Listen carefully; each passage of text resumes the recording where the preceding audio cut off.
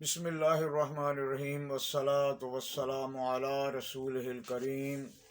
وعلی آلہ وازواجہ واصحابہ اولی العزت والتکریم۔ برادران اسلام، السلام علیکم ورحمۃ اللہ وبرکاتہ۔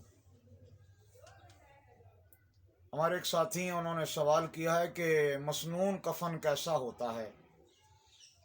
اس کی وضاحت کر دی جائے۔ اس سلسلہ میں ہماری عرض یہ ہے کہ مسلمان میت کو کفن دینا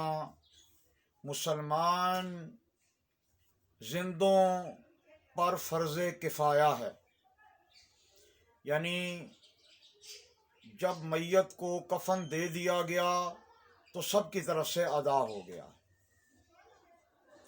اور یہ کفن درمیانے درجے کا ہونا چاہیے، نہ بہت مہنگا، نہ بہت سستا، نہ بہت عمدہ، اور نہ ہی بہت گھٹیا۔ مناسب یہ ہے کہ جس قسم کے کپڑے، جس کوالٹی کے کپڑے مرنے والا اپنی زندگی میں پہنا کرتا تھا، اس طرح کے کپڑے میں اس کو کفن دیا جائے۔ البتہ وہ کفن ریشم اور دیباج وغیرہ کا نہیں ہونا چاہیے، کہ مردوں کے لیے ریشم اور دیباج وغیرہ یہ حرام ہے۔ اور یہ بات بھی سمجھنے کی ہے کہ مسلمان مرد یا عورت جب فوت ہو جائے تو اس کے کفن کو زندوں کے لباس پر قیاس کیا گیا ہے، کہ جس طرح سنت لباس استعمال کیا جاتا ہے اسی طرح کا سنت کفن دیا جاتا ہے۔ مرد کے لیے 3 کپڑے سنت لباس، اور عورت کے لیے 5 کپڑے سنت لباس۔ اس سے مراد یہ ہے کہ یہ لباس عورتوں کا سنت مطہرہ سے ثابت ہے، کہ میرے آقا نبی پاک صلی اللہ تعالی علیہ وسلم کے زمانہ اقدس میں عورتیں 5 کپڑوں کا لباس پہنا کرتی تھیں، اور مرد 3 کپڑوں کا لباس پہنا کرتے تھے۔ مردوں کے لیے مسنون کفن 3 کپڑے ہیں۔ نمبر 1 قمیص، جسے ہمارے علاقوں میں کفنی یا الفی کہا جاتا ہے، اور یہ قمیص کندھوں سے لے کر، یعنی کہ جب سر گلے میں سے گزاریں گے تو کفنی جو ہوگی یا قمیص جو ہوگی وہ کندھے پر آ جائے گی، تو کندھے سے لے کر گھٹنوں کے نیچے تک، اور آگے پیچھے دونوں طرف سے برابر ہوگی۔ آگے پیچھے دونوں طرف سے برابر ہوگی تو سنت ادا ہوگی۔ آپ زندہ مرد یا عورت کو دیکھتے ہیں کہ وہ جب قمیص پہنتی ہے تو اس کی دونوں طرفیں برابر ہوتی ہیں، جبکہ ہمارے ہاں عوام چونکہ دینی مسائل سے ان کو آگاہی نہیں ہوتی، اس لیے یا تو کپڑا بچانے کے لیے یا محض بے التفاتی کی وجہ سے، یعنی اس طرف توجہ نہ ہونے کی وجہ سے، آگے سے لمبا رکھ دیتے ہیں گھٹنوں کے نیچے تک، اور پیچھے سے پیٹھ یا سرین تک رکھ دیتے ہیں، یعنی پچھلی سائیڈ قمیص کی چھوٹی ہوتی ہے اور اگلی طرف لمبی ہوتی ہے۔ حالانکہ قمیص زندوں کی آپ دیکھ لیں دونوں طرف سے برابر ہوتی ہے، تو لہذا کفنی میں بھی دونوں طرف کا لحاظ رکھا جائے کہ وہ برابر ہوں، اور اگر ایک طرف سے لمبی اور دوسری طرف سے چھوٹی ہوگی تو یقیناً خلاف سنت ہوگی، اور ہر وہ کام جو خلاف سنت ہو، جس سے کسی سنت کی شکل ہی بدل جائے یا کوئی سنت مٹ جائے، وہ بدعت ہوا کرتا ہے۔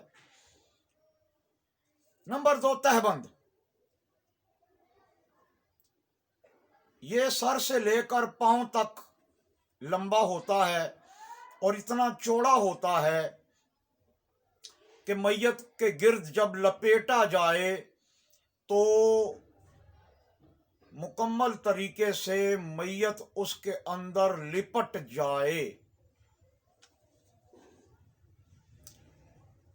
ये अगर तहबंद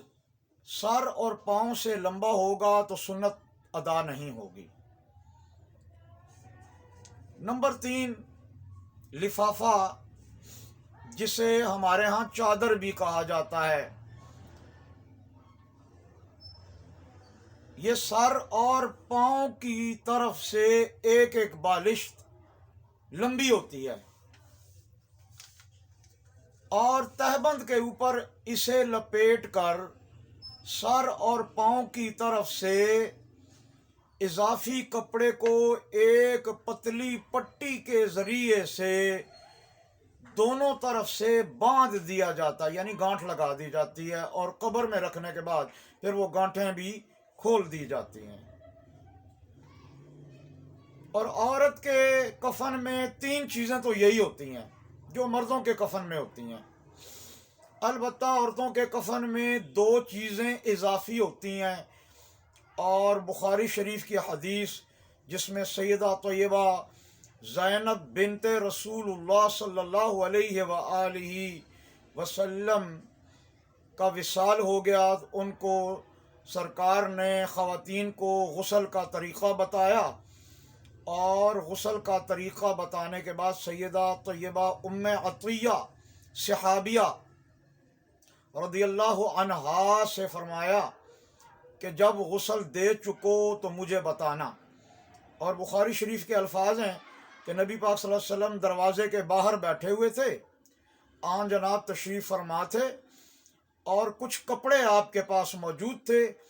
और एक एक कपड़ा करके वो ख़वातीन को देते रहे और फरमाते रहे कि अब ये पहनाओ, अब ये पहनाओ, अब ये पहनाओ। लिहाजा इन्हीं अहादीस की रूह से औरतों के लिए 5 कपड़ों का कफन मसनून करार दिया गया है। 3 तो यही चीज़ें, कमीज़, तहबंद और लिफाफा। 2 चीज़ें औरत के कफन में इजाफी होती हैं कि उसके लिबास में भी ये 2 चीज़ें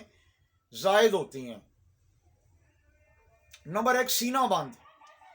और नंबर 2 ओढ़नी, जिसे दुपट्टा भी कहा जाता है। इन दोनों को पहनाने का तरीक़ा यह है कि औरत को कमीज़ पहनाकर ओढ़नी को इस तरीक़े से डाला जाए कि उस ओढ़नी का एक हिस्सा नाफ के पीछे पीठ तक और फिर कंधों से और सर के ऊपर से होता हुआ, जिस तरह बुर्क़े का निकाब वो सीने पर डाल दिया जाता है, इसी तरीक़े से कमीज़ के ऊपर उसको निकाब की तरह डाल दिया जाए। ये जो हमारे यहाँ जाहिल औरतों का तरीक़ा है कि वो जिंदों की तरह चौड़ाई में और सर पर कानों के गिर्द और थोड़ी के नीचे से गुजार कर लपेट कर उनको ओढ़ा देती हैं। मैंने अपने जो महरम ख़वातीन जिनका विसाल हमारे ख़ानदान में हुआ, उनको जब इस हालत में मैंने देखा तो मुझे बड़ा अफसोस हुआ कि हमारी ख़वातीन को तो मसाइल का बिल्कुल ही इल्म नहीं है। अब तो खैर मर्द भी दीनी मसाइल में कोई दिलचस्पी नहीं रखते, उनको ज़रूरी मसाइल का इल्म ही नहीं होता। हालांकि मौत फात के जो मामलात हैं ये तो मुर्दा बदस्त जिंदों का मोहताज हुआ करता है। अगर कोई कमी बेशी रह जाए तो उसमें जो जिंदे होते हैं वो गुनाहगार होते हैं। जो काम भी वो मुर्दे के साथ खिलाफ सुन्नत करेंगे, आका दो आलम सल्लल्लाहु अलैहि वसल्लम की सुन्नत मुताहरा के ख़िलाफ़ करेंगे तो यकीनन गुनाहगार होंगे, मुर्दे का कोई कसूर नहीं है। और ओढ़नी को फ़ुक़हा ने इसी तरीक़े से अहदीस मुक़द्दसा से माखूज़ करके لکھا ہے کہ جو عورت کو اوڑھنی ہے وہ اسی طریقے سے پہنا دی جائے کہ پیٹھ کے پیچھے سے لے کر سینے پر ایسے ڈال دیا جائے جیسے نقاب ہوتا ہے، پیچھے سے لائیں اور یہ اوپر سے یوں سینے تک اس کو ڈال دیا جائے۔ اور دوسری جو چیز ہوتی ہے وہ ہوتا ہے سینہ بند۔ ترتیب کے اعتبار سے معلوم ہونا چاہیے کہ عورت کو کفن دیتے ہوئے سب سے پہلے قمیص پہنائی جاتی ہے، اس کے اوپر اوڑھنی، پھر اس کے اوپر تہبند، پھر اس کے اوپر لفافہ، اور سینہ بند عورت کو سب سے اوپر لپیٹا جاتا ہے۔ حالانکہ زندہ حالت میں عورت کو چونکہ ضرورت اس بات کی ہوتی ہے کہ وہ سب سے پہلے اپنے سینے کو ایک کپڑے سے لپیٹتی ہے، اس کے اوپر قمیص پہنتی ہے، لیکن وہ زندے کا حساب ہے، کپڑوں کے اعتبار سے تو زندوں کے لباس پر ضرور قیاس کیا گیا ہے، لیکن پہناتے ہوئے اس بات کا خیال رکھا گیا ہے کہ جو فضول قسم کی باتیں ہیں ان سے پرہیز کیا جائے۔ فلہذا عورت کو سینہ بند سب سے اوپر پہنایا جائے گا، یعنی لفافہ جسے ہم لوگ چادر کہتے ہیں، جس کو دونوں طرف سے جو ایک ایک بالش سر اور پاؤں کی طرف سے زائد ہوتی ہے اور ایک چھوٹی پٹی کے ساتھ اس کو باندھا جاتا ہے، اور قبر میں مردے کو ڈالنے کے بعد وہ پھر بندشیں جو ہے وہ کھول دی جاتی ہیں۔ وہ جب تک مردہ زندوں کے ہاتھوں میں ہوتا ہے اس کو بے حرمتی سے اور بے پردگی سے بچانے کے لیے باندھا جاتا ہے، ورنہ چھوٹی پٹیوں سے باندھنا بھی کوئی ضروری نہیں ہوتا۔ المختصر یہ کہ وہ جو سینہ بند ہوتا ہے وہ یہ حلق کے نیچے سے اور پستانوں کے اوپر سے لے کر کے سرین کو بھی ڈھانپتے ہوئے نیچے رانوں تک لایا جاتا ہے، اور یہ اتنا ہی لمبا ہونا چاہیے کہ مردہ عورت کا مکمل سینہ اسے بغلوں کے نیچے سے نکال کر جیسے نکالا جا سکے، حالانکہ بغلوں کے نیچے سے نہیں نکالا جاتا، اوپر سے میں فار ایگزامپل بتا رہا ہوں کہ اگر نکالا جائے تو وہ نکل جائے، یعنی کہ یہ جو بغلیں ہوتی ہیں اس کی سیدھ میں باہر سے اس سینے بند کو اس طرح لپیٹا جائے کہ سینے کے اوپر سے لے کر جہاں یہ میرا ہاتھ ہے میری ریش کے نیچے آیا ہوا ہے، یہاں سے لے کر کے سرین کو ڈھانپتے ہوئے نیچے رانوں تک چلا جائے، اور رانوں کو بھی ڈھانپ کر کے اوپر سے اسی طرح کی ایک پٹی کے ساتھ اس کو بھی باندھ دیا جائے تاکہ بقیہ کفن کی بھی حفاظت ہو جائے اور وہ کھلنے سے بھی بچ جائے، تاکہ مردہ کی بے حرمتی نہ ہو، بے پردگی نہ ہو۔ یہ بات یاد رکھیں کہ جس طرح زندوں کا ستر دیکھنا یا ستر کھولنا حرام ہے بلا وجہ، اسی طریقے سے مردہ کے ستر کو دیکھنا یا اس کے ستر کو کھولنا اللہ پاک معاف فرمائے۔ ہمارے ہاں بہت بے احتیاطی کی جاتی ہے، ان چیزوں کی طرف کوئی خیال نہیں کیا جاتا۔ مردہ کے ستر کی طرف بھی نظر کرنا ایسے ہی حرام ہے جیسے کسی زندہ کے ستر کی طرف نظر کرنا، اسے دیکھنا حرام ہے۔ یہاں تک ہمیں ہمارے ائمہ کرام نے تو یہ ادب آداب سکھائے ہیں کہ جب حاجات ضروریہ کے لیے بیٹھا جائے تو اپنے ان اعضاء کو جن کا ستر ڈھانپنا فرض ہے انہیں اس وقت کھولا جائے جب وہ بیٹھنے کے قریب ہو۔ تو اگر اتنی احتیاط بتائی گئی ہے تو اسی لیے بتائی گئی ہے، گو کہ یہ حدیث پاک میں ایسا نہیں ملتا، لیکن ائمہ کرام نے احادیث سے ہی ان مسائل کو ماخوذ کیا ہے، اصول و قواعد کو مرتب کیا ہے،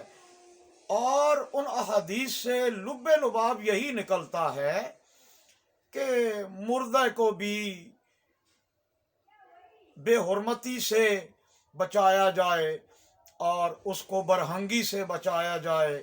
اس کا ستر جو ہے اس کی حفاظت کی جائے۔ اگر مردے کے ساتھ بے احتیاطی کی جائے گی تو کسی نہ کسی کی نظر پڑ جائے گی۔ فلہذا یہ بہت ضروری مسائل ہیں، کہ اگر کسی مردے کے ستر پر کسی زندہ کوئی زندہ نظر کرے، بے شک وہ بیٹا ہی کیوں نہ ہو، اس کے لیے باپ کے مردے کے ستر کو دیکھنا بھی حرام ہے، قطعاً حرام ہے۔ اس بات کی بہت زیادہ احتیاط کرنی چاہیے۔ وآخر دعوانا ان الحمد للہ رب العالمین۔ اللہ تعالی حق سننے، سمجھنے، اس پر عمل کرنے کی توفیق عطا فرمائے۔ والسلام علیکم ورحمۃ اللہ وبرکاتہ۔